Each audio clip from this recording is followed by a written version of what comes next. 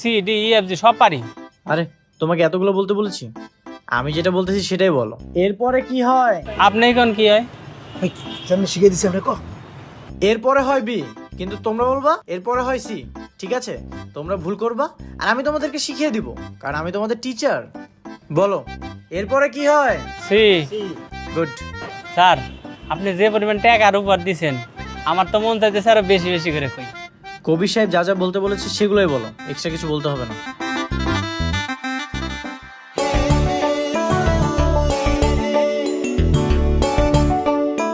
শোনো, আমার এলাকায় কেউ নিরক্ষর থাকবে না। বলো এ বি সি। আরে ম্যাডাম আপনি? আপনাদের দেখেই থামলাম। আপনি কাজের ফাঁকে এদের জন্য পড়াশোনা আয়োজনও করেছেন, ব্যাপারটা সত্যি খুব সুন্দর। ধন্যবাদ আপনাকে। আপনাকেও। আচ্ছা, আপনি কতটুকু পড়াশোনা করেছেন? আমি অনার্স কমপ্লিট করেছি। কি বলেন, সত্যি? হ্যাঁ। ছি ছি, এটা আগে আপনি আমাকে বলবেন না? আমি আপনাকে একটা হোটেলে চাকরি দিয়েছি। না না, কি যে বলেন ম্যাডাম, আসলে কোনো কাজই ছোট না। আর তাছাড়া গরিবদের সাথে আমি চলতে স্বাচ্ছন্দ্য বোধ করি।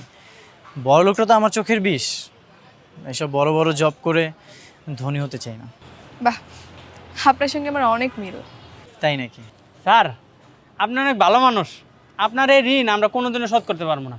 আপনি যেরকম গরিবের বন্ধু, বড় লোকের শত্রু, আমাকে রবিনহুড ভাই। এই স্যারের জন্য একটা স্লোগান হবে, আমার স্যার গরিবের স্যার, কবির স্যার, কবির স্যার, আমার স্যার গরিবের স্যার, কবির স্যার। থামো থামো। শুনুন, আপনি কিন্তু একদমই টেনশন করবেন না। আপনার জন্য অবশ্যই আমি একটা ভালো চাকরি খুঁজে দিব, এটা আমার ওয়াদা। আচ্ছা তোমরা এটা কমপ্লিট করো, আমি ম্যাডামকে একটু আগিয়ে দিয়ে আসি।